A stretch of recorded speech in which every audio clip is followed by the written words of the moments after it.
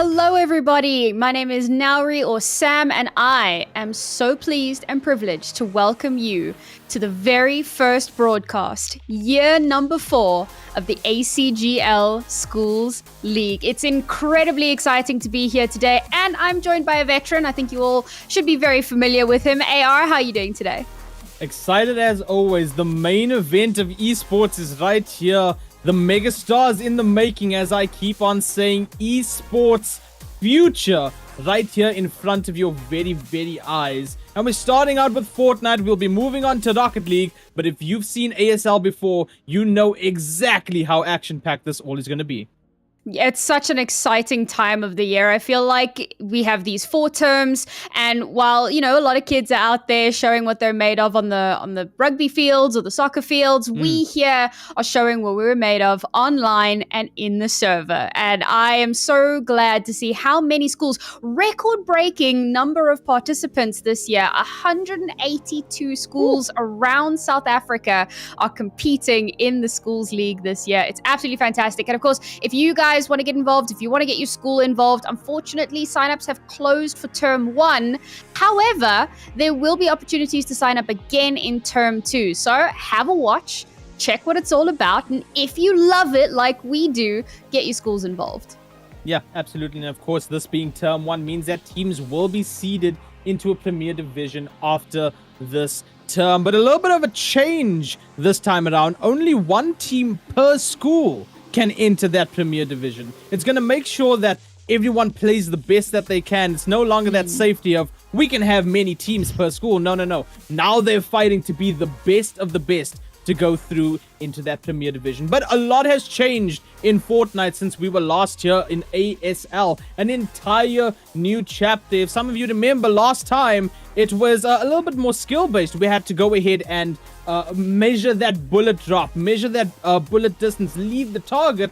Not anymore. Hit scan has been reintroduced in this chapter 6, and things are still going to flip on its head, because in a couple of days time, every player over here in ASL will have to relearn the game when season 2 comes out, and that's going to be one hell of a moment for us to witness, Sam. Yeah, honestly, I'm looking forward to it. I love when these big changes come through, because while it can be a little bit stressful for the players initially, it does show us kind of which of our teams are going to be quicker to adapt and to figure out how to play in this new style, whatever change comes through. So that's really exciting in and of itself. And if you can, you know, be at the top in the beginning and maintain that lead throughout all of the changes, then you really do kind of cement yourself as one of those top teams. So looking forward to seeing how that's going to play out. And as you mentioned, we're kicking off today with Fortnite, an important one to note. And then obviously a little bit later on in the evening or in the afternoon, we'll be heading over to Rocket League. So a lot of action coming at you in today's broadcast. So hopefully you guys are as excited as we are. Now, I'm relatively new to Fortnite. I'm gonna go ahead and I'm just gonna admit that to everyone watching today. But I do love battle royales, and I love how much kind of how chaotic these things can be. So what are we thinking here in terms of like drops? Are we looking to get like every team in the lobby just diving in on top of each other right off the bat and just brawl it out? Or are we thinking teams maybe going to take a little bit more of a strategic approach to this? You know, it is day 1. You could get a little bit crazy, but maybe you still want to hyper focus in on being, you know, kind of the top of the pop straight from day 1. I mean, like, that's exactly it. It's day 1. You want to have your name right at the top over there. You want to be that first victory royale team throughout this entirety of ASL. In terms of drops, we've always seen these teams play it out a little bit slower, farming their mats, making sure they get the weaponry that they like. In this case, the hit scan guns are going to be the ones that they want to go for. The mobility that is a constant must that we've always seen in ASL. So these guys are going to have to go for that, but things are going to be a little bit slower. As we've always seen in ASL, towards those final zones, we still have like 7 teams left alive, battling it out for that high ground and making sure that they don't take any storm damage whatsoever. But ladies and gentlemen, the battle bus is over the beautiful Chapter 6 Season 1 map. And these teams are now looking to go ahead and land down position themselves perfectly, keep their foot planted on their areas, and get what they need to go. And a couple teams actually going to the top right over their Demon's Dojo. Sam, that is where one of the best mythic items spawns in the game. The Oni Void Mask. Now, a little bit of an explanation if you are new to Fortnite. They've added this item, the Void Mask, in which you can just go ahead and teleport after throwing an orb. The usual masks have 15 uses on them. That mythic has a whopping 50. Whew. I think, you know what, for repositioning, that could be such a huge game changer. And honestly, a little surprising to see that only one team has braved it. Perhaps other teams thinking, well, they don't want to get into that fight unnecessarily. They don't want to put themselves into too much danger. But I respect the bravery, I suppose, to very early on be so willing to just absolutely go for it. And most of our teams here, you can see very, very spread out. So very much what you were saying, right? Early on, farm up those mats, get yourselves into a good position. Maybe even wait until you see where that eye is going to start shrinking towards. And here you go. We've already got kind of an idea of that. And so teams, you got your circle sweepers and you've got those that play for position. So quite a few teams are going to end up being circle sweepers, it looks like. Can't wait to see how that happens and how it plays out when they get forced into close proximity. Yeah, and we saw that free mobility that is the train being used as well. Capturing that will go ahead and give you a mythic as well, and that'll be the mythic hit scan weapon. And I do believe that was PRG, a name that is formidable within ASL, that have taken that train. But you talk about the zone right now, it's keeping fairly center. We know how bad these zones can be for players, how cruel it can be for these players. And looking at the teams right now, it's a very, very good spread between them. You know, they have enough time to go ahead, get the loot that they want, farm up those materials that they need. We look at Rad Gamer over here, has the shotgun that you want to have this season. The SMG, a little bit of an interesting choice, a big damage fall off over there. But there's that mask that we talked about, Sam.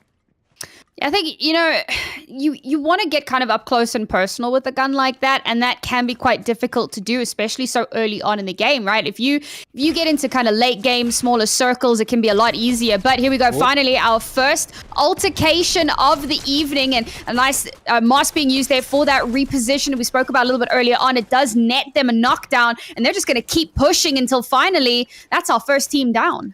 Yeah, Cappy over there just pushing in, no builds, just all aim. Manages to go ahead and get those elims. Will now top up those shields. And like you said, first eliminations, that is big. That is the first things that are popping up in that kill feed. And you know teams are going to be looking at it. They're going to be saying, that is a name. Those are names that we have to keep our eyes out for. Those are the threats that we need to try to eliminate if we're going to want to win this. A lot of teams over in the middle section right now near Lost Lake. And there's the Typhoon Blade. Some good movement from that, but also some insane amounts of damage that you can get with it. And also another mask over here in the inventory of melee. It's the Fire Oni mask. It throws out a big ball of fire that does a whopping 100 damage, Sam. I suppose you gotta connect for that to happen. And this dojo is being contested. I was saying it was interesting to only have one team making their way there, but now a team has come to fight for this mythic item. We'll see if they can actually make that happen. A lot of building getting in their way, slowing down their progress, and they haven't yet managed to find their quarry. Yeah, these are the things that happen with the builds. If it's not your wall, if it's not your ramp, you're basically trapped in a corner that you do not want to be in. So we see the builds go down quickly from Radius right now. Has that Oni shotgun, has that purple SMG. Leo now with that Sentinel pump as well. Looking for an opening to get a shot, but just trying to find out exactly what the play is going to be. A new mobility system as well over there, running up walls, but Leo gets hit very, very hard with the shotgun. Now trying to build up to height using metal. We see Radius, only 9 builds left, make that 5. Trying to get a little bit of height that's possible. Misses with that shotgun, tries to spray down with that assault rifle. Leo trying to take it slow and heal up, but gets pushed immediately. Joshy getting the knock over and now trying to go and get the final teammate that is Radius and will get the elimination over there. Yeah, I mean, you could see they could smell blood in the water when that first little bit of damage was done onto Leo. Already recognizing, all right, we can push this. We can take full advantage. So a nice little engagement there, and that's going to net them a beautiful item that they're going to be able to use very, very nicely. But of course, they're in the storm at the moment.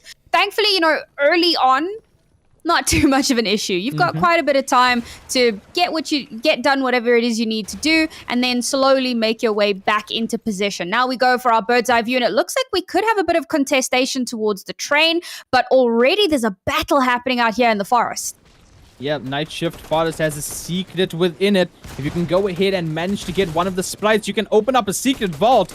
But Cappy right now looking to go and secure some more blood. 2 kills already to the name. Trying to get another. We see that sword pulled out a lot of damage. As we can tell, Cappy taking down 16 shields. Still full HP. But the knock does come through from Cadia. And the quick elimination as well. Now trying to secure high ground. Finds where the other teammate is, breaks the wall, shots coming through. Cappy gets knocked, but the team right there, the numbers advantage right there to go ahead, clutch it up, and the res will go through on Cappy. Well, perhaps this is a bit of just desserts. Obviously, our first elimination came at the hands of Cappy a little bit earlier on, so, you know, sometimes karma comes back to bite you. And I was expecting a fight to break out on train, but it doesn't look like that's happening. In fact, it looks like they're moving away from that entirely. We've still got potential for a few scuffles across the map as teams start slowly making their way in. Yeah, absolutely. And using the grind rails just to reposition. And that's the thing about this map this season. There's a lot of different ways that you can go ahead and rotate. There's these little wind sprites even all over the map that get a little underutilized, but can still be such good repositioning if need be. Of course, there's a little shrine over here on the left of that player where you can go ahead and mark those sprites as well. 23 players left alive within this, 9 teams left as the zone starts closing in. And interestingly enough, that medallion was not picked up in Demon's Dojo, but we did see the mythic gun in the inventory as well. But now as zone shrinks in, we got to be thinking, where do you want to be on this map? We know the zone can be very, very cruel. As Xander right now holding an angle on the wall as the teammate goes ahead and sprays it. Ooh, oopsie. Caught out in the open there. Unfortunately, did not have the high ground. And when you're popping off shots like that, your position becomes so readily known. It looks like, oh my goodness, again, this time in the high ground, but still just so open. You can't just stand with no cover and fire off pot shots. Yeah, and now getting shot from the completely different angle as well. 55 builds, not choosing to build though, but will go ahead and get that knock. And that's the power of that aim on the hit scan guns. Still getting taken down. That'll be a confirm over on Xander. Tony just hiding amongst the trees and just getting shots. You can see them in the distance. Trying to take a few shots as spies, a name that we've seen before, but does get knocked. Tony on fire over there from the Ursmert side. And looking to go ahead, maybe push up now. This is prime opportunity to go ahead, and we see them like hungry wolves. The hounds are coming in, and there's the Elims. Tony gets the full 3-piece wipe and secures some kills. Remember, it is going to be kills and placement points that count for these teams, ladies and gentlemen. It was great coordination there as well. Really good positioning. You got one player hanging a little bit further back to fire off the pot shots. And then as soon as you realize you have an advantage, you got a few players that are a little bit closer. You can close that gap very, very quickly and net yourselves a few extra points in your back pocket. Help you get that little bit closer. Because if I remember correctly, it's such a limited number of teams that actually get into Prem. It's like 32. Yeah, 32 teams that make it into the Prem division. And remember, there are 182 schools competing in the schools league at the moment. Now, they might not all be in Fortnite, but there's still a lot of teams to compete with regardless. So you want to make sure that you're farming up those points as quickly as possible. And, well, Matt's Carrier is going to be farming up some kills. Yeah, absolutely knows that there's one in by the reboot. Gets a beautiful shot with that shotgun. Misses a couple, but still goes ahead and gets the knock. That's going to be one down on the side of PRG. Koala gets taken down. But Cadia has such a good inventory. And there's that mythic assault rifle. That was on the train that we saw PRG claim immediately upon drop. Now in the hands of Cadia. Let's see what will happen with that gun in Cadia's hand. As we move on to Cluedo and the squad. Cluedo and Millie right now in a little bit of a bold fight. Just building up slowly. Opponents trying to take high ground very, very quickly. And this is the thing, Sam. This is the beauty of watching ASL. We see these guys in these school divisions. Look how fast they can think and look how fast they can build, making these split decisions. Can you only imagine if we get those local servers that were teased on socials from Epic Games? Yeah, I mean, bringing that ping down could make all the difference in the world. And as you all know, right, building is such a huge part of Fortnite, and it can actually make or break a team. It's the big difference between this game and basically any other battle royale. It's that extra layer that you have to try to contend with, and the teams that are that much better with it, where you can see that they perform that much better overall. I mean, that was great from Melee as well. Build up some high ground and teleport the hell out of there, put up a wall, and manage it. No. Oh, I was so close to escaping. There you go, the heartbreak. Built up a little bit over there to try to protect while running away, but these guys just had that sixth sense, knowing exactly where they were going to be. Now we're just going to go ahead and loot up. There's 2 swords over there. You can use that for mobility, opting to keep that rapid fire SMG though in the inventory as we're down to our top 10 situation. Cappy and the rest of the team still over there in the kill feed, as that was the Osmoot side, I think, getting wiped out. And that brings us down to 4 teams. That's crazy. And the craziest part is it's 4 teams with only 10 players alive. That means that you've got at least 1, probably 2 teams that are missing players, which puts you at a massive disadvantage that you have to somehow compensate for. So what is the strat? Do you rat it out? You go hide under a building somewhere and wait for the opportunity to third party? Realistically, it's the only option that these players have sometimes. Yeah, an island is about to spawn in as well. That's ultimate high ground for these teams. Repositioning as well as we move on to a fight. Joshi over here has that mythic Void Master we talked about earlier. Sunny has that SMG. Just trying to go ahead, get out the Salim. The builds, though, going up a little bit too quickly for those bullets to find its way through. Sunny just going to top up with that big part up top as we see the splashes come through on the opponent. The reloads come through. The builds just slightly annoying this team right now. They seem to have all the builds that they need. And a bad situation as Sunny gets knocked. Joshi as well. Carrier and the squad are going to add more mythics to their inventory as that boosts their kill up. Carrier is on 9 eliminations at this point. We're down to our top 3 teams. Yeah, that was a situation where they'd kind of put themselves in a bad spot. They'd funneled that choke point so massively, and there was building in the doorway, so they couldn't get out, and they just get absolutely mowed down. And I saw that our numbers had gone up to 11, so there was definitely a res that had come through. But that squad that just went down, that was a 2-man squad. And those 2 are now gone. So we have 3 complete teams now. We're in top 3 territory. And the circle's still quite big. So there's still a lot of time for these teams to decide what they want to do, where do they want to go. They're very close to one another, but they don't have to make a decision just yet. And look at that. Cappy taking that high ground of the island immediately. Just going and knowing that's the prime position to be. 3 rotations just by jumping off of the island can spot anyone, anywhere. And is actually doing so right now, moving towards the edge of zone, knows that teams are probably going to be moving in from over there. And this is what we talked about earlier, Sam. These guys know that it's the first game of ASL in this week 2. They want to have their name at the top. They want to be known as that first team of Term 1 to get that victory royale. And if you can do it with a bunch of kills, that's even better. As Chisel goes ahead, takes out Cappy Booker. And that brings that team down to just 2 of Cappy and Carrier. Still have that mythic in hand. They still have the power that need be. Cappy, though, 12 uses on that. Will have to use it very, very wisely, that Void Mask. But still, very, very good weaponry. Very, very good heals. Just now needs to go ahead and play it a little bit smarter. Yeah, some very strong loadouts across the board here. We can see some pot shots potentially being taken. We'll see which team comes out on top of that. But there's so much potential here for a third party, particularly when you only have 3 teams left. I mean, the smartest thing for one of these 2 teams to do is to just kind of hunker down somewhere. Find a spot. Don't build anything. Don't make too much of a fuss.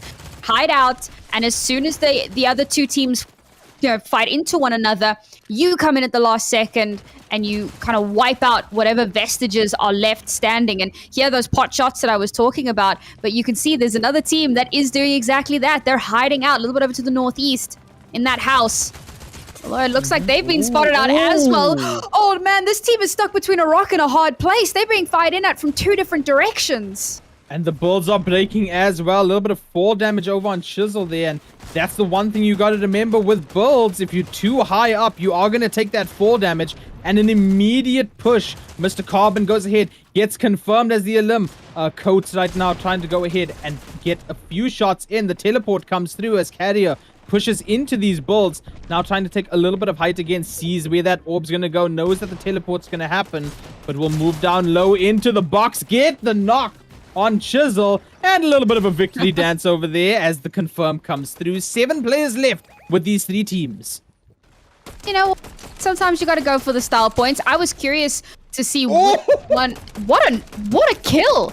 That's outrageous. Just spamming through the bushes there, managing to get so much done, and spots Carrier diving in, so knows exactly where he is. 2 teams left, only 4 players, and this is a 1. I think it's a 1 against the world. No, they're split. It's the final 2. It's a 3v1 situation, I'm pretty sure it is. And they are going to miss the 20 bomb over here if they get this final elim. But what a strong start. Look at this team of Cappy and the rest of the squad. 11 on Carrier, 5 on Cappy, and 3 on Cappy-Buka.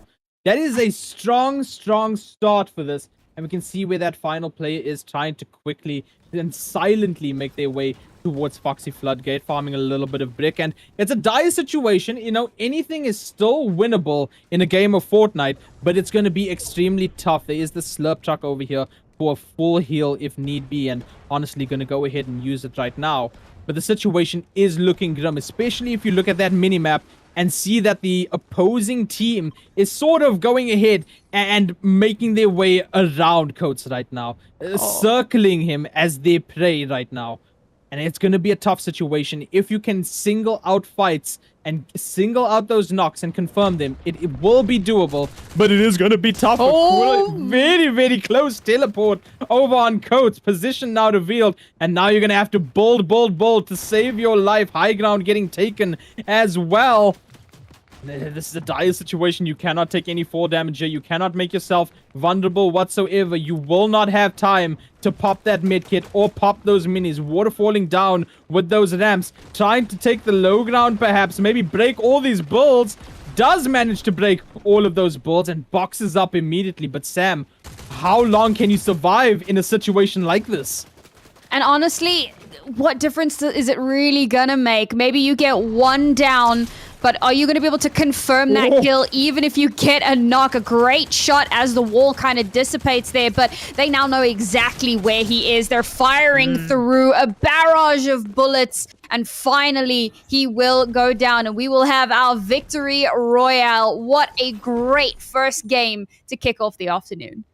What an insane game over there. Carrier with 12, Cappy-Buka with 3, Cappy with 5. Just absolutely dominating the field for that first game, making sure their names are starting to get feared almost immediately, but also putting that target on their back immediately. You know, these teams are now going to be looking out for those kill feeds and are going to try to third party as much as they can. But well done to our victors of that first game. Yeah, I mean, obviously you don't want to allow them to continue farming points. To have farmed up, what was that, close to 20 points just in kills? And then it's 25 points for winning the lobby as well. That is a huge advantage. Other teams, they're going to be wanting to kind of hyper-focus in on them now and make sure you stop them from gaining any more crazy points wherever possible. I'm looking forward to see what happens in our following games, of course.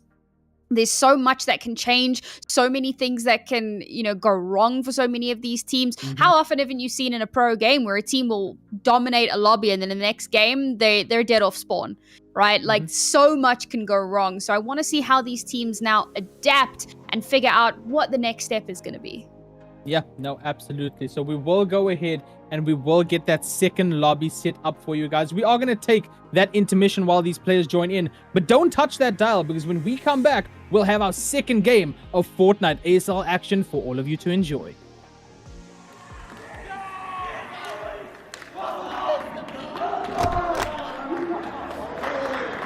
Hi, my name is Sander Esterhuizen. Mijn naam is Christian. My name is Richard André. We are from Gauteng, Johannesburg, Hoërskool die Anker.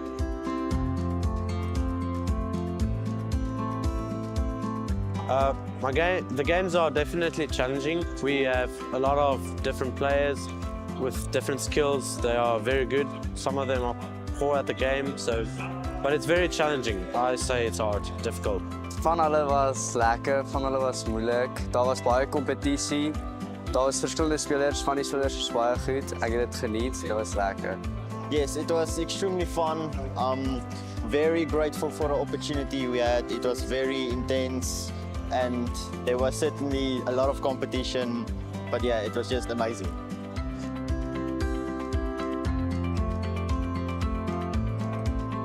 Yes, this is our first LAN experience ever, so we are extremely grateful for the opportunity. Yes, this is me and my team's first LAN experience ever, and it's quite different, very different. A lot of people around us can hear what they are communicating to the teammates, and it's definitely more pressure than at home. We're comfortable. Ja, dit is my eerste LAN experience. Dit is baie anderste, baie groter. Ek het dit nie verwag nie. Die mense is nice, almal. You can feel the environment. I mean, the people are very nice in it, but you can feel it's not the same at home, like on your own setup. Everything just feels like different, but it was good.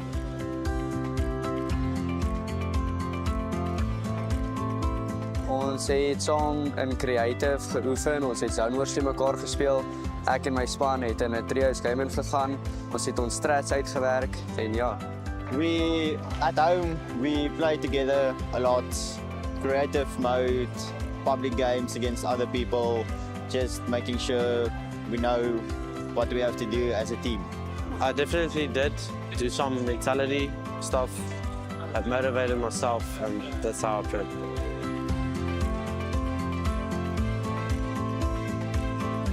Yes, we definitely gained a lot of experience from this, and next time when we come back, we will be better than ever and hopefully grab that first place trophy.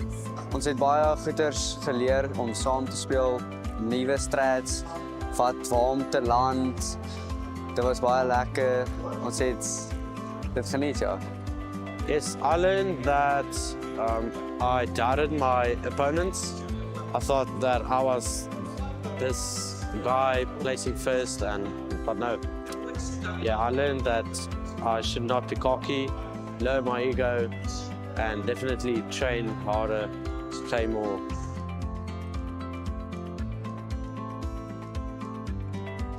My highlight was definitely coming third place in the nationals and celebrating it at home. The highlight, I would say, is just meeting a lot of new people and all of the commentators and just having a great time with everyone. Dat ons derde kon gekom het in die ASL.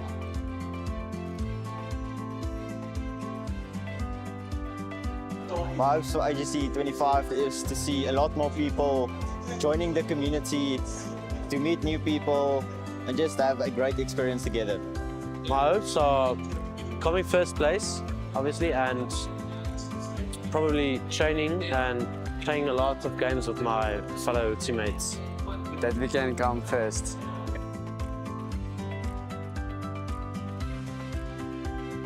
Thank you all for your support, and thank you to you all that doubted us. Sterkte, daai kant, almal kan dit doen as julle julle harte in dit sit.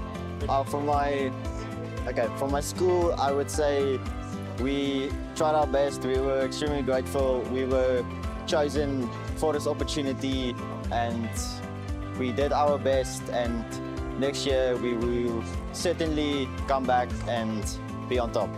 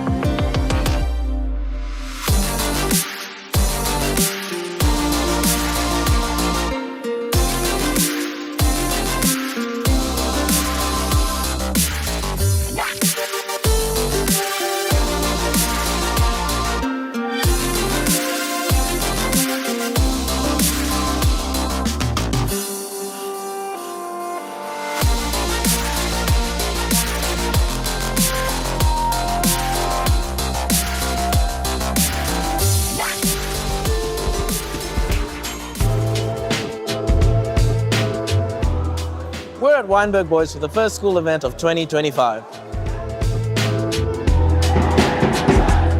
We saw a massive increase in participating schools and students in 2024.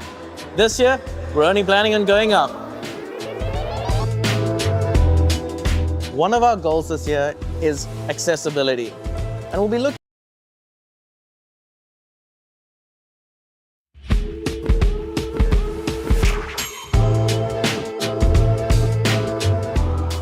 We're at Weinberg Boys for the first school event of 2025.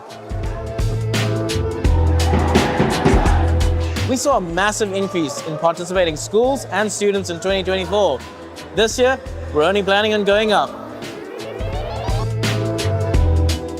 One of our goals this year is accessibility, and we'll be looking at fine-tuning our lands to make them more accessible, and also looking at more avenues where we can have underprivileged schools without equipment being able to compete. We also have some really nice educational features coming onto the website, but for now, it's a secret.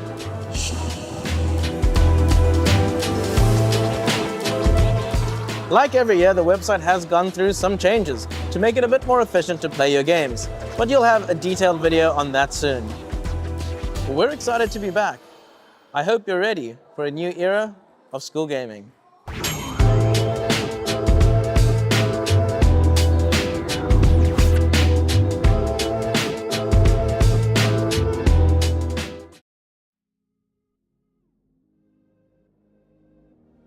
Ladies and gentlemen, welcome back to ASL, brought to you by Acer Nitro. Back at it again. We just got done with an amazing first game for Term 1. A 19-kill victory that absolutely blew our minds. AR joined with Sam, Naori, Mizuki, and what an absolutely brilliant first game that was. Yeah, I mean, a little bit chaotic with, it started off relatively slow, but I suppose that is the nature of these games quite often. You might get one or two, kerfuffles right off of spawn, but it's really as the ring starts to progress that things start to get very spicy. And of course, when really in demand and very valuable resources are close to being snatched away, that's where you'll see a lot of other teams suddenly appear and take those away from you when you thought you'd had that confirmed and in your back pocket. And well, the next thing you know, you've got very little left, including your life. So I want to see how this pans out. We were already talking about how now we have a team with a target on their backs. Everyone is going to be looking to shut them down as quickly as possible. And honestly, all the more so for the team that actually does take them out, because then, of course, it means that they've got those 3 extra points and they can kind of springboard off of that. However, a team that just dropped 19, I don't think they're going to let their crown slip so easily. Yeah, no, absolutely. We sort of saw the landing strategies in that first game. One team going ahead for that train to claim that mythic. The other one going over to Demon's Dojo to get that mythic and that medallion. So I'm assuming that we're going to see fairly similar strategies as well. But the main strategy still applies. You need to have the few M's that happen in Fortnite. Your materials. You need to be able to build against your opponents. Your movement. You need to have the mobility to go ahead and reposition. You have to have these two things in your back pocket always, just so that you can go ahead and have any advantage whatsoever in any gunfight that you may have. But the battle bus once again going over the map, this time in a more southerly pathway, and a few teams right now trying to go over towards Flooded Frogs, another place that also has a good amount of loot in there, a little secret spot that you can only get into with that Void Moss that we saw so much in the previous game. And it is going to be the side of Osmort that are going to go over and float over Flooded Frogs, actually. Looking to go towards the beaches, in fact. And maybe take a nice little dip in the ocean. Maybe find some loot over there. But Mascar's getting lit up almost immediately. Few teams trying to go over towards Demon's Dojo. And a team taking the train once again, Sam. I'll be honest, when I saw all 3 of those teams headed that way, I was like, oh man, train is going to be an absolute disaster area. But no, it looks very similar to how our game kicked off in the previous match. So nothing too surprising there, I suppose. We'll see here. Obviously, Usman would have kind of disengaged from whatever potential other teams there may have been, so that'll give them a chance to kind of heal up a little bit. And you can already see we had our overview of the map there, but none of our teams really are pressing towards each other just yet. We're looking to get our utility. We're looking, well, I suppose our utility and weaponry and most importantly, our resources up to a sizable chunk before we start engaging in these fights. I mean, there's so much space between all of our teams here. The chances of an accidental engagement seem pretty low. Yeah, absolutely. And we've just gotten word that the winners of that first game was, in fact, PRG Fortnite Alpha.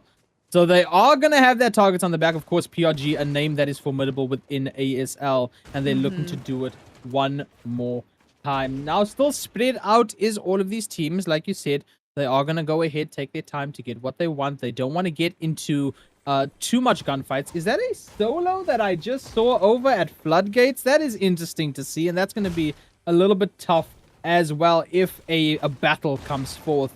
But right now, the split, as per usual, a few people by Pumped Power towards Demon's Dojo. Flooded Frogs has that team, and they're looking for that secret spot with that Void Mask as well. Everyone just taking their times. We see Brutal Boxcars. They thought that the train was going to be there, but the train has already gone past Seaport City, so maybe not going to get the mythic that they want. Everyone just going ahead right now, playing their time, getting everything that they need.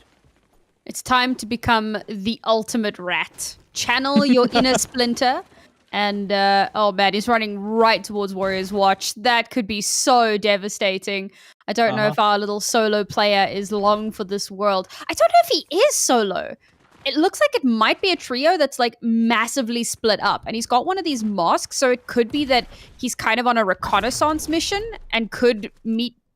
It is a trio. Okay, I have confirmation. It's definitely a trio. They've just kind of spread out massively around the map for this, like, intel gathering and you know, weapon gathering mission. But that is a dangerous strategy. It is very dangerous, actually, because we just noticed that this one is Cappy, one of the victors from the last game. And when you're this split up, and if someone sees that name, they are going to focus you. Has that Void Mask, like you said, ready to reposition, throws it out right now. The shots are beautiful from Cappy right now as the train comes through to cause a little bit more chaos.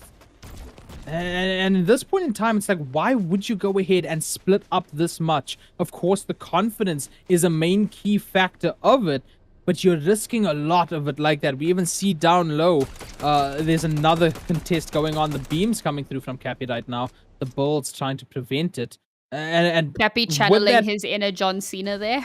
Yeah, that's what I'm saying. Like, you know, that's not a buff, chat. That's not a utility item or anything. That right there is just belief. You can do anything if you believe hard enough, okay, chat? But still, nonetheless, bug. even if you go ahead and have John Cena as your role model for life, things like that can happen. You still can get eliminated. And that's the risk that we talked about there, Sam. Yeah, absolutely. You're so split from the rest of your team, no real way to get back to one another. And now I believe that one of their players is still a little solo bug in a little bit of danger off towards kind of the southern edge somewhere. Don't remember exactly where I saw them, but they're down there somewhere. We'll see if they can. So, looking to try and get their teammates up. Nah. Taken down. Wait, no, still alive. No, Cappy. He's the one that got the knock. Okay, Cappy. He's looking to take this fight. He's already managed to make it a 1 versus 2. The building maintains that speed and precision that we've become so accustomed to. Now manages to get his shields back up, continues building, continues being a nuisance. But is he going to actually be able to make something happen? He's being chased down, but still denying those shots from connecting.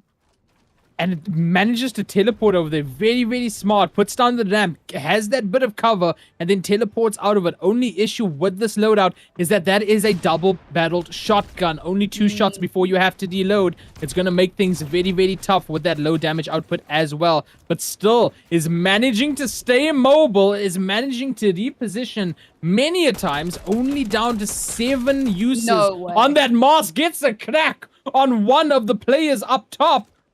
Looking to go ahead and ego challenges. Cappy's already at 3 eliminations total. Has that KP for the team right now. And now going to dive up a little bit. Bolt's coming out again, trying to bait out the team. Does another a little bit of a crack on the shields. Teleport out one more time. Goes ahead. Teleports through onto the Bolts. Tries to take height. Cone's going down. Now trying to take the wall. Manages to take the wall. Misses the shotgun shot and now gets cracked. And now the danger comes through. You have to teleport away. You have to reposition. You cannot go ahead and get eliminated within this, especially if you have that reboot card. Good grief. What, an adrenaline pounding moment for him there. The fact that he manages to get it down and still manages to get away and survive, keeping his team, in the battle and in for some sort of contestation. But let's take a look and check in with the rest of our map here. I say that. Nobody's doing much. We're still just kind of gathering resources. This time around, because we had so many people in the kind of northeastern quadrant where they landed, or, northern and then moving towards northeast, with the circle moving in that direction, all of those teams are just like, all right, we're chilling. They don't have to reposition. They're comfortable. So it's unlikely we'll see too much action from them right off the bat. Yeah, no, absolutely. We did see that mythic skit picked up by this team over in Demon's Dojo. The mythic gun, that mythic mask, which is so valuable in this game right now. And of course, is only going to be in the game for a little bit longer before that massive update happens this weekend, which is going to change this game completely. It's going to make all of these players have to relearn a bunch of things. And that's the beauty of it, is relearning these things so quickly, and that you have to go ahead and learn it just in time for ASL. Cappy gets another elimination over on Lil Spies over there in the kill feed. Gets taken down to low HP as well. Or maybe that was just a knock. My bad. But still, I think that's believing in John Cena. I think you were right there, Sam. That's the power of believing in John Cena. Honestly, that's a level of confidence that I can only aspire to. Being 1v3 and going, you know what? I'm gonna give it a shot. What's the worst that can happen? John Cena does always say never give up, and that's what Cappy did right there. I'm just gonna say it. Yeah, well, we'll see if it does net them anything really as this goes on. It looks like he has managed to escape from those clutches. So live to fight another day as the ring, the next area will show itself, reveal itself, and it is moving ever more towards that northeastern quadrant. So a few of our teams now becoming those circle sweepers, going to have to keep eyes in the back of their head to make sure that no one's firing in on them as they cross their way in towards the next zone.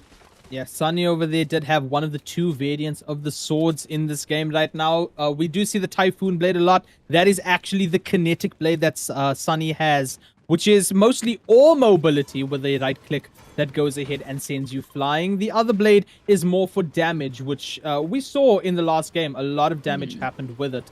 Falcon right now and the rest of the squad over by Floodgate, just farming up the materials. We see the build so you can get that metal up. You don't want to get shot, and actually some spicy splashes as well over there for a little bit of a speed boost if they want to use it. But the zone's shifting now a little bit more north. All these teams that are down low will have to move up, and this is where the gatekeeping sort of happens. It starts to occur. Teams now watching that edge of zone, making sure that no team enters. And actually a bunch of teams over here on this little mountain. We do see Radius and Leo aiming at this little pylon, getting a few shots on it. Leo gets hit just a little bit, but a lot of damage output as well. In the inventory of Leo is that Slurp Sprite as well for heals. Cute little guy that manages to go ahead and heal you up beautifully. Throws it down right now just to showcase what it does. And it heals over time, and you can pick him back up and use him for a total of 3 times right now. I love when you mention something and the players are like, here you go, let me show you how that works. Very cool. Very cool. Thank you. I did also see that it looks like Cappy was eventually taken out, unfortunately. So that's going to be them down for the count. And as we expected, instantly kind of hunted down. Great knock at range here. And now this is where that smelling blood in the water comes into play. They want to push this and try to take full advantage of that. Teammates already moving for the kill. And find that last player. Slow teleports over there, just missing the pylon by a little bit fall damage taken? No, just I mean, I didn't want to mention it, but you know. Yeah, but taking time like that, it is going to go ahead and make sure that a res goes off. And now the mythics on Radius is going to be no longer useful as Radius does get knocked. The Bulls around, though, trying to get that res off. Perhaps the revive is going to begin, but there's a player looking through the window right behind you. And it is going to be that sixth sense of Spider-Man that knows to edit it. And now the mythics are going to be in the hand of Raptor. And that was a beautiful little elimination of there, editing the window just in time while that res was going off. No audio cues to the opponents, and then cleanly getting that final elimination. I was looking forward to seeing the kind of zip line shotgun kills actually like doing something, but unfortunately got caught up in the air. That's the problem with the zip line. It's very difficult to get your aim on point, and it does make you a pretty large target. So unfortunately, didn't work out the way that they'd wanted it to. Now the zone continues to move in, and we've got a good couple of teams very close to one another out here. Again, looking like there could be potential for another spicy third party. Yeah, and Raptor over there did manage to get knocked from the storm, I believe, or maybe a little bit of fall damage, not too sure. But now we move over to Falcon and the rest of the team, spraying down some builds. 9 teams left within this, 22 players left alive at storm number 4. The island has shown up. Its presence felt by these players right now. A couple of players actually going towards the island as well. As Falcon in the squad, they are going to go ahead and ego peek this. Falcon has no assault rifle ammo. Cannot take these long range fights. Maybe looking for the teammates Eda to go ahead and drop some ammo. But looking to ego challenges. It's a risky play, especially with the zones going to be starting to move in about 30 seconds. So you will have to reposition. Not too good movement on this team, but let's see if they can make the most out of the situation. Bro is not handing over his ammo. It's not happening. You may not. Ooh, a team gets caught out somewhere. Just see the kill feed getting lit up here by Sunny. It looks like they finally managed to find their quarry, but going to get pushed in on as well. So have to be very careful here. 4 teams dangerously close to one another, firing off a few pot shots, trying to find that foothold where they could push in and get some space. But ultimately, teams will retreat. They'll pull back. They don't want to take fights unnecessarily. There's still a bit of time here. Yeah, no, absolutely. And 8 teams left. These guys are going to be in these smaller zones now. Zones 4 still fairly big, but we know how Fortnite is and how cruel these zones can be. Farming up materials is the strategy right now. You need to have at least close to max builds for these end games. If you see how these guys play towards the end games, it's absolutely phenomenal. For the side of Osmod right now, Maskas is the only one left alive. 45 HP. Did get shot at just fairly recently. We see the team chasing down in Magic Masters right now and using all of the charges on this Void Master. Go all the way up north. Not too sure if the reboot cards of the team are in the back pocket. Maybe looking for that reboot van to go ahead and get the teammates back into play. And there's going to be Carbon and the rest of the squad that are in chase through that little forest. We move down to Brutal Box Card right now. A couple of teams as well over here. And it is going to be Famous Garage, Mr. Ice Spy, and Tats, who are going to be moving towards the island. The team behind them in the POI, but doesn't look like they're actually chasing them down. No, and I think that just to go back a little bit, like Moskos, I think has found himself a really good position as well, like in terms of the zone and in terms of all of the other teams. Like he's got a good opportunity to just kind of rat out a little bit there and try to survive that a little bit longer. Oh my goodness, he's moving back into the fray. He's looking to re-engage somewhere. I don't know about that one, Chief. We'll see if it turns out horribly or if he makes some magic happen here. Meanwhile, back over on this side, teams heavily under fire here, trying to get their teammates back up, but taking so much damage. And you talk about Maskas getting surrounded right now in Magic. You talk about the Magic. There's nothing magical about getting surrounded by 2 teams looking to maybe go towards the island perhaps for that free rotation. But teams so close to him, it's going to be very, very tough. And we see the team that was in chase initially now just moving a little bit more southbound. Knows that they can get a free rotation from island if need be, and looking for the fight. Sees the bullets down low, takes a few shots, is coast. Yeah, but not going to push too much. Waiting for the rest of the team perhaps to push up a little. There's the teleport coming through as well. And Maskas unfortunately gets taken out. And we did see how close that team was to him. So unfortunately we'll go back to the lobby. But still 7 teams left alive. There was some good positioning over there from Maskas.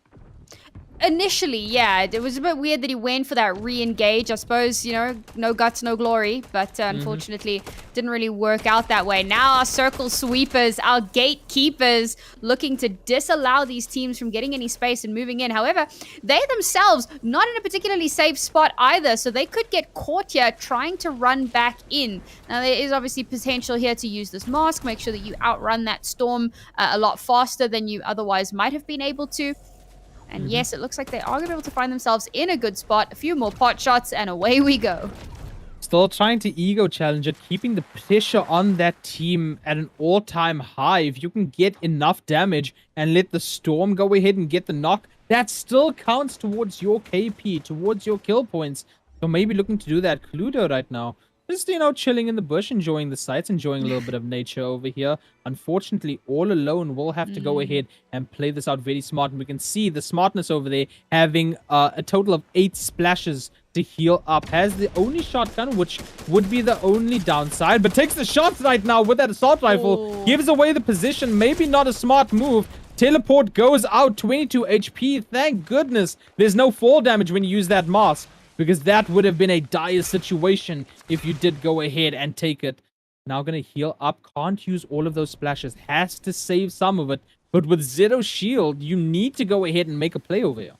I mean, you've got to wonder if that was worth it, right? Like, there's no one that can help you. Sure, you get a knock, but there's no follow-up on that, so it doesn't actually do anything.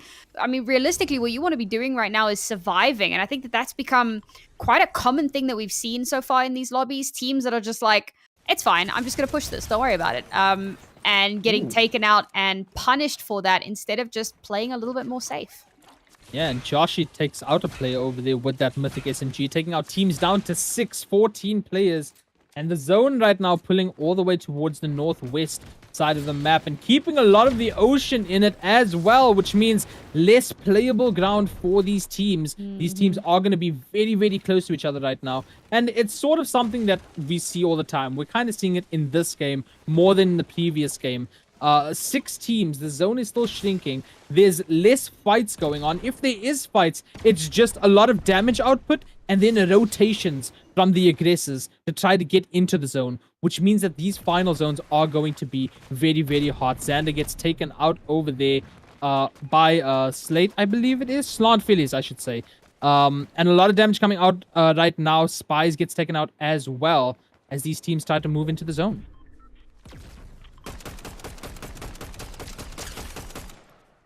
Alright, we're gonna try and again do a little bit of chip damage wherever possible and try and make it a bit easier to kind of push in on. I have some slight tech issues on my feed, so I'm gonna let you take over until it calms down. It's a little bit over here on my side as well, but you know, we go with it non-stop over here. 5 teams left. The Revive will go ahead over onto Era, I believe it was. And they're getting sprayed down very, very aggressively. Top 10 situation in this. 4 teams left. And once again, very similar to what we saw in the previous game. 4 teams, 10 players. Which means that we are going to have those few that are down on the numbers power. Sunny has those mythics once again. That mask, that assault rifle, looking to put out that damage and try to get potentially a knock on these outskirts. But look at where the zone has gone to, Sam. It's moved even more awful. west. It's so bad.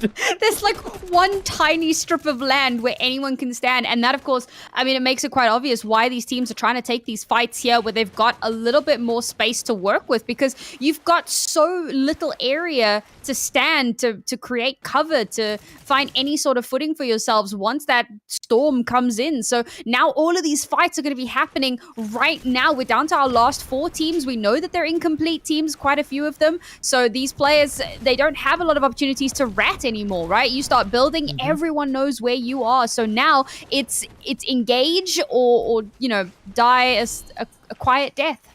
Yeah, and this zone is going to go ahead and deal a lot of damage if you're caught out in that storm. And Garage does not want to be caught out in that storm, using all those Spidey powers to go ahead and climb all the way towards zone. Needs to be careful, though. Knows that there are going to be teams within the circle, but everyone trying to fight for that basic positioning. It is a 5-tick storm right now, I do believe.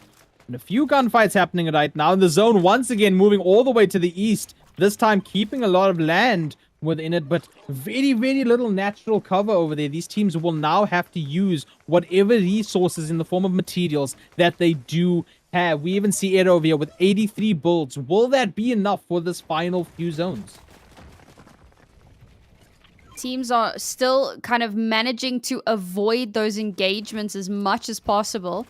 Bro, where is that zone going? Oh. Bro, what's happening?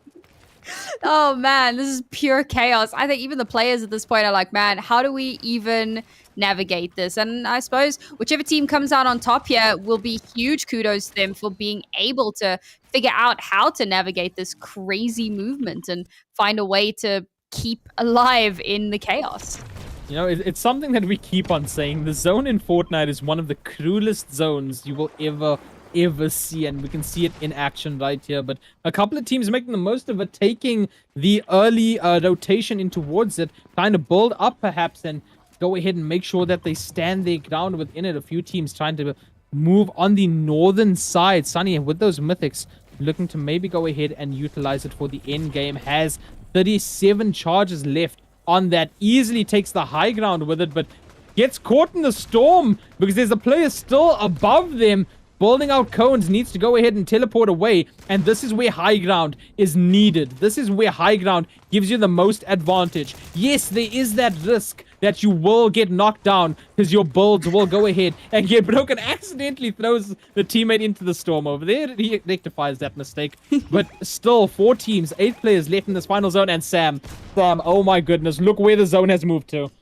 Oh my god, what is happening, brother? And the way you have to keep trying to outrun this storm as you move your way into these tiny, tiny areas. And somehow, I think we've only lost 1 player in the last, like, 2 or 3 zones. That's been really impressive. These teams have managed to keep themselves alive for so long. And even though we did lose a player, it wasn't like a solo player going out and getting a team taken off the board. We still have our 4 teams. So somehow these guys are finding ways to survive. Now, 2 players have been knocked. Were they on the same team? Is there one straggler left alive trying to keep their team alive in it? Yes, there was, but unfortunately, full damage? Oof. Well, there you go. 3 teams left. Not the way we wanted it to happen, but sometimes it be like that. We don't have to talk much about that. We can focus on something else. It's okay wherever that player was. But Sunny right now, 35 HP, 75 shield. Has the shields to go ahead and heal up. No mid kits whatsoever. Has those mythics to go ahead and try to make plays with it again. So good for taking high ground is that mask. Sprays coming now from Phillies on the high ground. But the zone 1-6, Sam, we're not going to talk about the zone, are we? Brother, what is this? We're not going to talk about how the zone's moving to the middle of a lake in Fortnite. As Coates now trying to put some pressure on the builds, very, very close, trying to build up. And this is where the problem comes in. You're building so much that you're losing your materials. We can see Coates down to 55 builds left. Has that mask, but look how open this area is. No natural cover. You have to use your builds wisely. Quickly takes out Sunny. Of course, Sunny was very, very low over there. We're down to our top 2 teams. And it is going to be Coates and Chisel up against the final opponent within this. And at this point, anything can happen. I'm not talking about that map. I'm not talking about brother. that zone, Sam. I'm switching it over to you for now. I mean, it was anyone's game until it wasn't. Looks like we've just got our second victory royale. Quick as you like. We didn't even have a chance to see it. All of it happening from quite a distance away. But ultimately, unfortunately, you know, sometimes the zone, it puts you in these rough situations and you've got to try to make that magic work. And we are just waiting for confirmation on which school took that victory, but we know it'll be a different school this time around. And I'll be honest, I think the chances that they have matched the score from our previous map winner is not great. So we should still have PRG up in first position, but I'm very curious to see who's going to be snagging that second spot.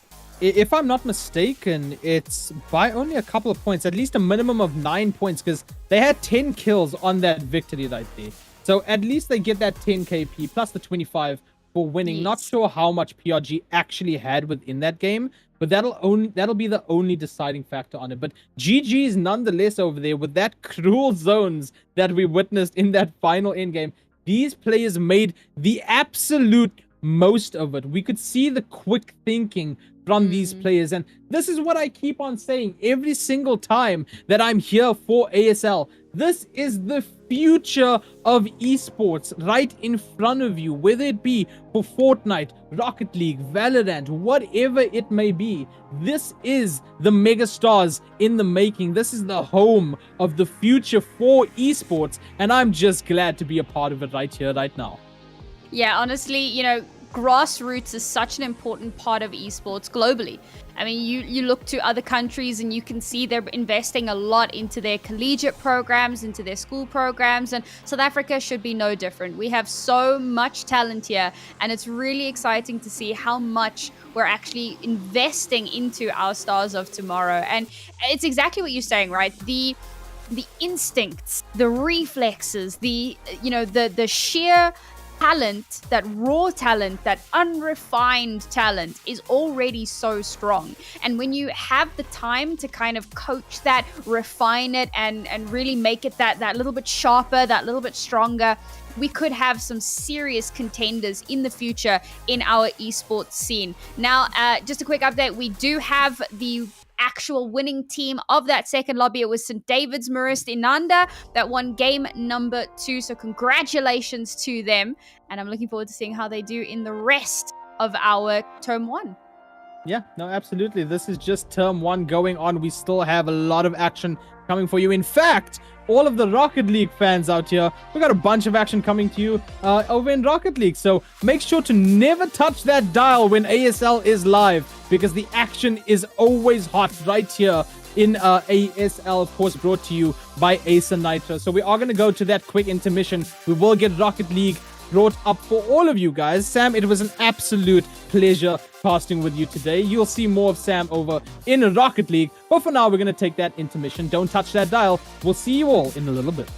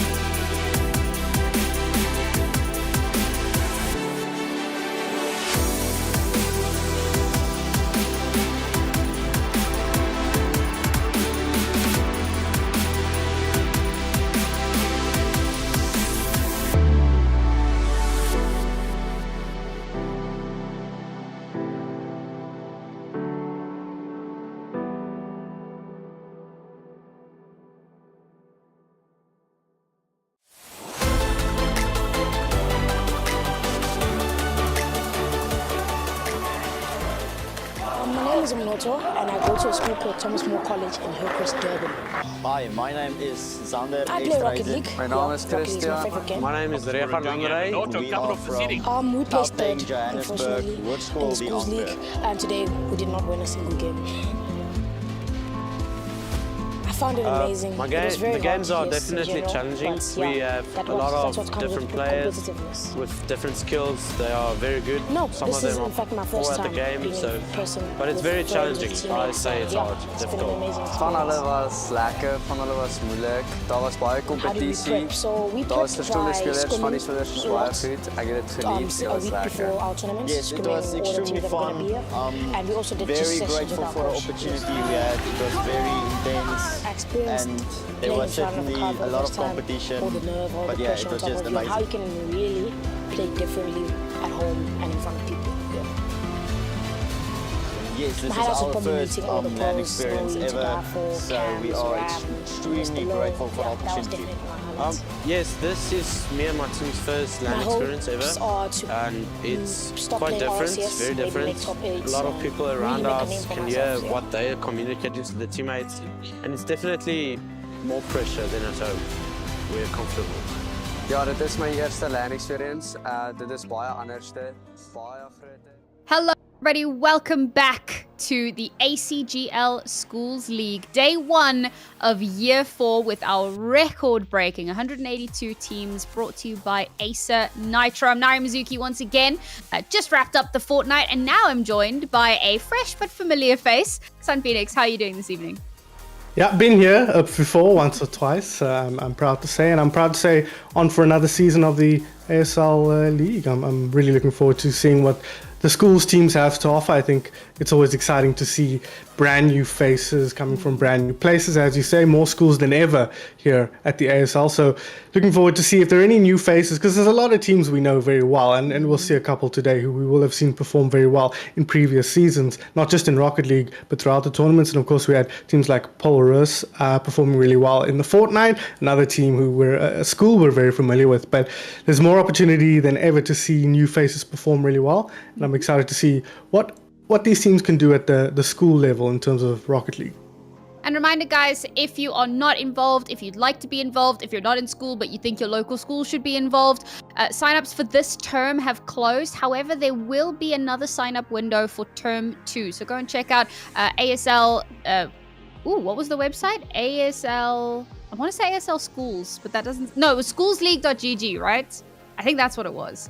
I'm sure we can get a command up in the Twitch chat. I have just made like a complete frog of myself. So let's move on from that. Schools.acgl.gg, I think. Thank you. I was somewhat close. Thank you. Schools.acgl.gg. Go and check that out if you want to get involved in our school leagues. But let's bring it back to today, because you've mentioned we've got some really strong teams that are going to be playing today for our very first matchup of the year on stream. We've got Grey College coming up against Jeppy. So, Son, why don't you tell me a little bit about these teams?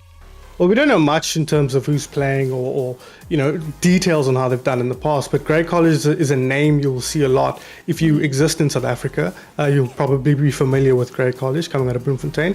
Jeppy not as well known in terms of, broadly speaking, the school, but in terms of esports performance, Grey College, a very well-funded school, broadly speaking. If you're familiar with rugby or cricket on the sort of schools level, you'll be familiar with them as well. So it doesn't surprise me. It wouldn't surprise me to see them do very well throughout the tournament. But with Jeppy, will then in that way have something to prove, putting their own team's, own school's name on the map, so to speak.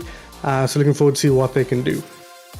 Yeah, absolutely. And so just a reminder for the format for anyone who is unsure. So we have 4 weeks of our group stage round robin, and then teams will advance to the Premier League while subsequent teams will be seeded into their second and third division. So we don't have our divisions yet. Everything is on the line here for these teams, and they're trying to claw their way up into our Premier Division. So, a lot to prove for a lot of our teams. Some of our newer schools that have come in for the first time. Some of our teams that maybe didn't perform as well as they would have wanted to in the previous school year, and of course those teams that already hold the crown going to be looking to hold on to it for dear life. And of course, our matches will be best of 3 as well. So there is a lot of Rocket League action that's going to be coming at you guys. Yeah, best of three is pretty short format for Rocket League. You know, with just 5-minute matches, best of three is over super quick. So you guys have got to be here on time once the Fortnite ends, ready to go, or else you're gonna miss your live Rocket League action. But that doesn't mean there's not plenty to play for, not plenty to play with time-wise. Best of three. So yeah, looking forward to it. But best of three kind of means as a team you've got to come in ready. Right? There's no opportunity for you to kind of ramp up throughout the course of the match. You've got to be here, you've got to be ready to go, you've got to be warm, you've got to be hooked up as a unit of three the moment the match starts. Because once you get on the back foot, it can be difficult to turn things around in such a short period of time. Yeah, I mean, we've seen this in other tournaments as well. Teams that were considered kind of the favorites who maybe drop down to a lower bracket very early on or have a rough start to the season. And you're like, but these were our favorites. How are they struggling? And sometimes it really is that, you know, you're a bit cold on, you haven't warmed up the engine and you're not revving to max capacity. And unfortunately, it does kind of stall you out a little bit. A lot of car metaphors for you there. I figure the Rocket League fans will enjoy that. But now we've got to hit that accelerator and get ourselves into our first Rocket League match. And I'm really looking forward to it. This is one of the first Rocket League events that I'm going to be working on. So I'm very, very excited to be joining such a strong and passionate community in South Africa. Yeah, well, the nice thing about Rocket League is if you're familiar with football, you've got the gist of what Rocket League is. Ball goes in goal, more ball in goal, more win. That's pretty much what it comes down to. But the great thing about Rocket League that you wouldn't know unless you play a lot of Rocket League is that there is a mechanical depth there that is, in my opinion, unmatched by any other esport. And Naori, I know you know me, we've covered our fair share of different esports, mostly shooters, it has to be said. So Rocket League, quite different in that sense. But Rocket League is, in my experience, one of the most mechanically deep, if not I hesitate to say strategically deep because it is strategically deep, but in a different way from something like your Dota 2s, your Overwatches, your Valorants, where there are heroes to learn, there are maps to learn. All of those things are not present in this game. So instead, it's all about what you can do with the ball at your wheels, so to speak, or otherwise your positioning. But there's a ton of mechanical depth in terms of what you can do with your little rocket-powered vehicle that you just is unmatched in what other esports offer, and that's what makes Rocket League so exciting to watch, in my opinion. Absolutely. I mean, the things that you can pull off, right? So you have resource management, which is a really big part of it. And a few games obviously have that. But I think that with how limited your resource is in Rocket League and how many of your incredible shots and trick shots and abilities, I mean, not abilities, but movements kind of work off the back of how you manage your resource, and that in turn will determine how well you're going to do over the course of the game. Like it's the fine minutia of it that really does speak to the depth that you were talking about. It's a game that it maybe has a relative flaw, but the ceiling is incredibly high, and to hit that ceiling, to really play at that top level, it's nothing to turn your nose up at. And we have some exceptional players locally. I may not have worked a lot of Rocket League events, but I've watched quite a bit of the local players, be it here or be it in some of our other schools leagues locally, or RLCS, right? Like we've got so much local talent that's really killing it in so many different stages, and it really does speak to the depth of talent that we have in South Africa and how important it is to nurture that. So we find ourselves here at the high school, which is where we find our stars of tomorrow. Yeah, I mean, it's one of the few sports in South Africa where there's esports, where there's a path from the beginning all the way to the top level, right? You think of a lot of the other esports in South Africa, there's not much representation at the absolute highest level, but we've got the RLCS here. You can join us. We come to the game here. Gray in the blue, JP in the orange, and Gray already on the front foot here. Shot over the top against the crossbar. Going to find the back of the net on this occasion. A good start for the boys in blue. And already we've got quite a bit of possession happening in this far quarter of the map. A little bit of back and forth here. Still early days, trying to find that little bit of an opening here. But a good bit of defense from Jeppy, and they finally managed to push it over, but gets intercepted straight back into their own quarter, struggling to find some of that control. Yeah, this is just nice building of pressure here. Counter-attack on those. Shot comes in, blocked out. Are there enough players back here? Yes, there's Meteoric Wind in position here to send that one back in the right direction as far as they're concerned. Johnny Sins, though, he's going to try and send this one. Sent it up for Rocket Raider. Doesn't get the touch, though. Covered off anyway. So good play from both teams here defensively. Happy to just let most of the game happen in the midfield. No real venom in terms of attacking, though, from either team. As I say that, though, Ghost gets the touch in there. There's a man in position, but no boost really to make anything happen. And again, speaks to what we were talking about a little bit earlier on, right? You need to have that resource management on par. That could have been a goal, but no ways. not that way. No ways! Johnny Sins walks away from the goal! Holy! But his teammate is teed up, and Grey will get their first goal of the day. Yeah, that's the softest goal you'll see at any level of Rocket League there. Just kind of gently trickles in. Unfortunately, no one of the resources to get in there, as we've been waxing lyrical about throughout this match so far. Only 1.5 minutes elapsed so far, so plenty of time for either team to make a game of this. Once again, though, Meteoric Wind sends that center. Not going to find any teammates in the middle there. A little bit too close to the enemy goal. A little bit of argy-bargy here in the corner. Shot on, no. Meteoric Wind, right decision there, not wanting to commit when the ball so close to the defenders. Goes over the top there, not able to get a touch, looking for a flip reset, not able to find it. Another soft goal though, man in position, not good enough to stop that one from going in. 2-0 to Grey College. Positioning perhaps a little bit chaotic here, it feels like, to a certain extent from both of our teams, not really managing to get themselves into good spots to stop anything from happening. It's allowing so many of these easy goals to move through. There was an attempt to stop it, but completely, missed the ball. And that brings Grey up to a second. Now, Jeppy, this is where they really need to start kind of hitting that accelerator as we spoke about before. We're about halfway through and already with that scoreline trickling away. And it's looking like Grey is setting up for another goal here. Jeppy can't afford to make any mistakes. Yeah, Jeppy's on the back foot here pretty much throughout the whole game. Grey College has had firm control. Even when the ball goes to their side, look at that clear out. Don't tell me. Don't tell No me. shot, brother. Oh What? my God. That is... remember I said earlier, that's the softest goal you'll see? I'll take it all back. You lied. This goal was Okay. a down pillow compared to the hard mattress that was that previous goal. Yeah, again, man, it's one of those things you don't really want to hop on about it, but keeping that resource up as much as possible, making sure that you're topped up so that you can find some space to get something done is so important when you find yourself unable to catch up and deny a really easy goal from going through. It's heartbreaking. No, they were there. They were right there, but a slam dunk at the last second. Meteoric Wind looking good today. Yeah, just that other than that previous goal, the third goal, every goal has had a man in position, but just the mechanics not quite there. Whether it's the micro positioning that's a little bit off, or just not making the correct play at the right time. Unfortunately, they've always got people there in position, but never in place to get the touch. Just like exactly what I'm talking about there. Ghost in position to stop that, but not quite far forward enough to get the critical touch to keep that one out. So 5 to the good here for Grey College. I suggested they might be the stronger team, Naori, and that is definitely what we're seeing here. And I've got to wonder if it's maybe not an experience deficit here, that maybe, JP are a little less familiar with what their positioning needs to be, how they need to utilize those resources as Grey gets yet another one, how they need to be kind of communicating with one another to ensure that there's someone set up in the right position to deny a goal or set up for a goal. It's these small things, but Grey, for the most part in this match anyway, seem to have that on lock.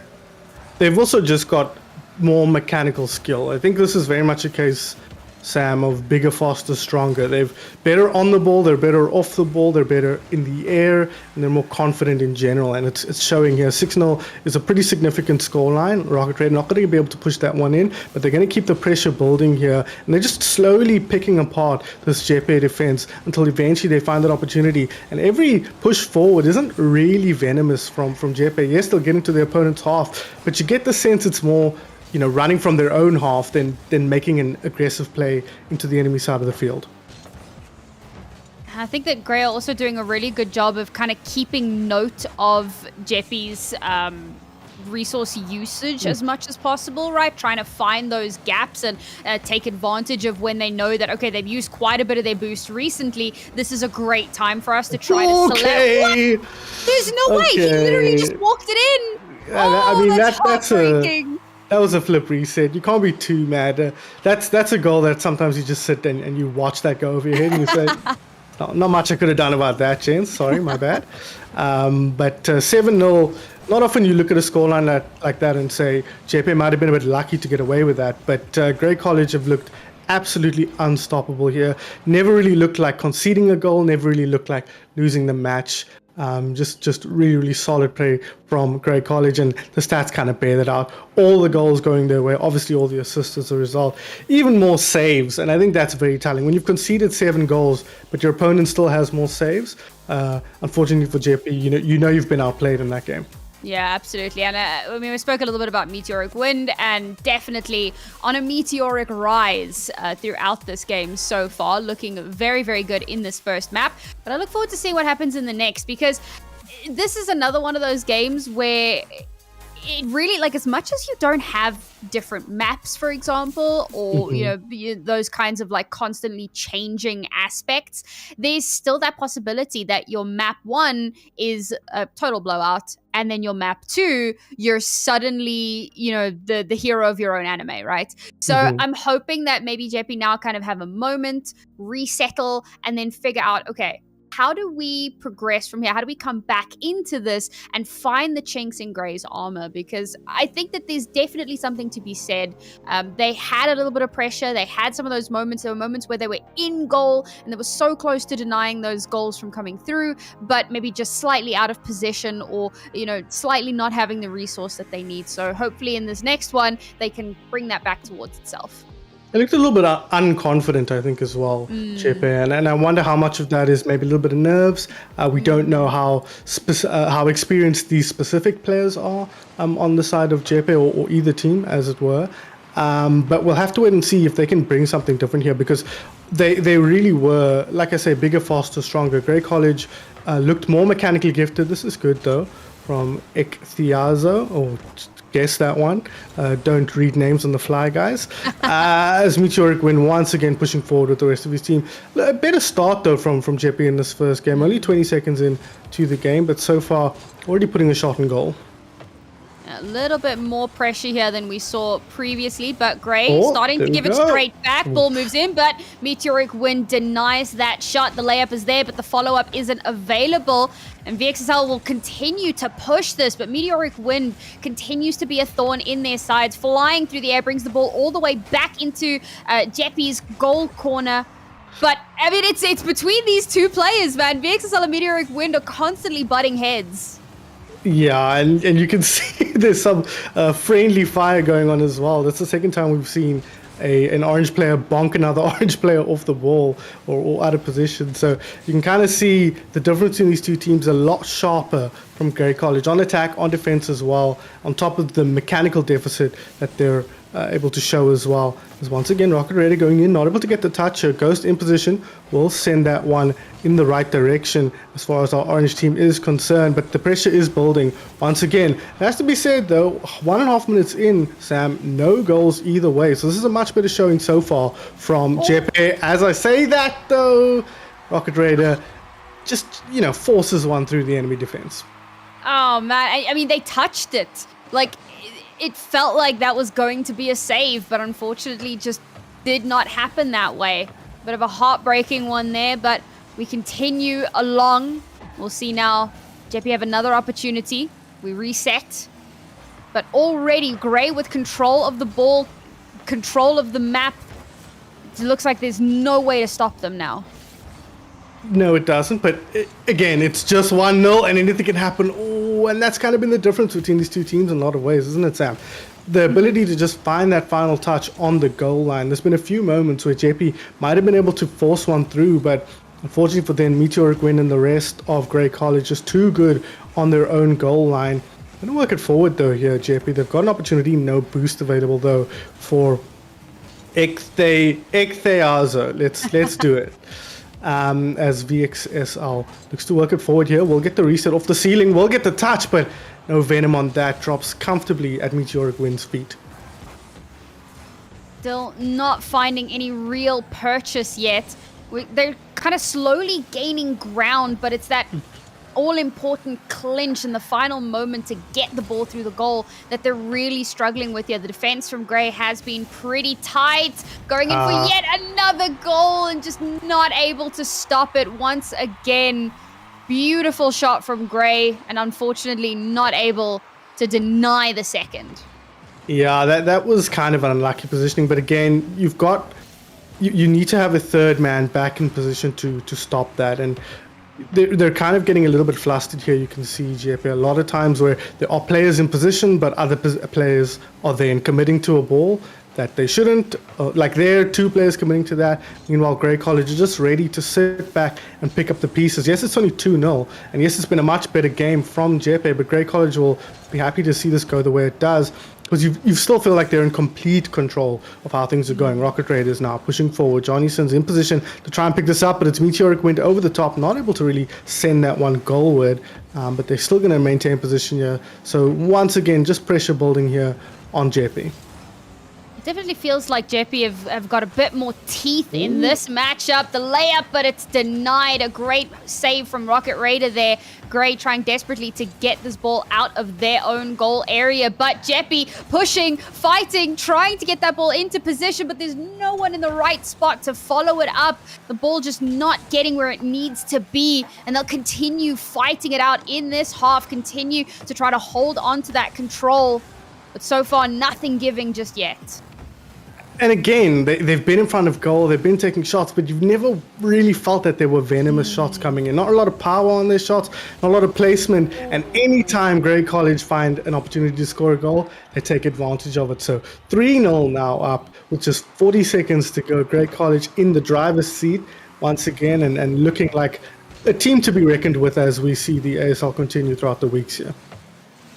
I mean, it's going to take a little bit of a miracle here. I'm not too sure if it's going to come through. And remember, this is best of 3. We spoke about it. It's quite a rough one for Rocket League with such short matches. But let's see, Jeffy with just a few seconds left, not quite teeing that up in the right direction. It bounces straight off the post. Now they have to try to regain that control. The time continues to tick away. Grey not giving an inch, not allowing even a moment in the last 5 seconds, looking to get yet another goal. Just add insult to injury. They'll bring it up to 4-0 with just 2 seconds left on the clock.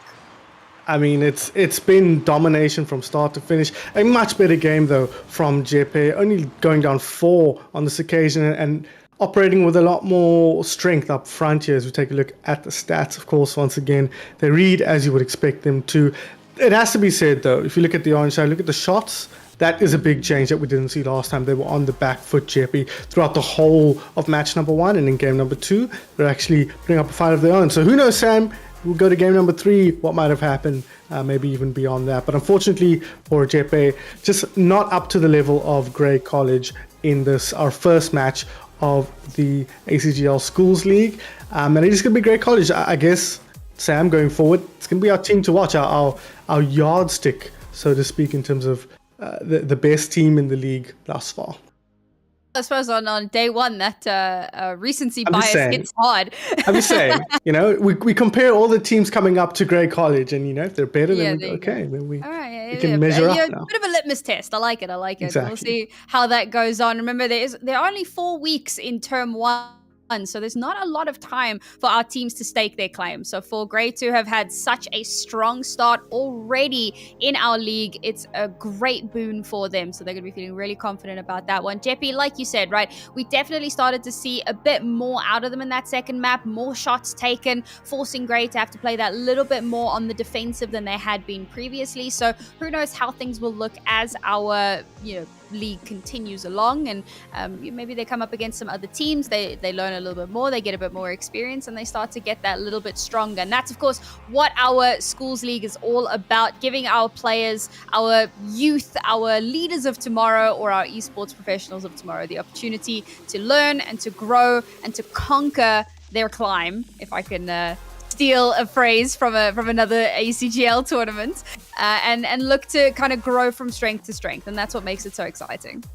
Absolutely. And I'm looking forward to seeing especially Jeppe, seeing how they perform against other teams, and how these two teams compare later on in the tournament. You know, teams kind of ebb and flow in terms of their own performances, but sometimes in terms of rosters as well. You never know who gets involved later on, or who should have been involved today and wasn't, or whatever. And Jeppe might turn out to be, you know, one of the top teams, but Grey College just the absolute pinnacle. So those are all exciting storylines that we're going to have to keep an eye on, because it's possible that these two teams, somewhere near the middle, somewhere near the bottom, and we're yet to have our minds blown by the skills of the absolute tippy-top teams in the ACGL Schools League. So that's all what we're going to see throughout the next 4 weeks, and then after that in terms to next 8 weeks for our Premier League tournament as well. And then of course the LAN after all of that here in the mother city where I am based. And so I'm looking forward to seeing all the storylines develop throughout the Schools League as the terms go on. Of course, as we mentioned, it is only day 1 of the ASL, the Schools League, powered by Ace and Nitro. A huge thank you to them for helping to sponsor this event. But we will have more action for you guys again tomorrow, kicking off as per usual with Fortnite, and then later on in the evening we'll head on over into Valorant. So please do make sure to join us same time, same place if you'd like to see more of our fantastic youngsters, our students duking it out and fighting for their spot at the top. But for now, from Sun Phoenix and I and ACGL at large, thank you very much. Have a lovely evening, and we'll see you tomorrow.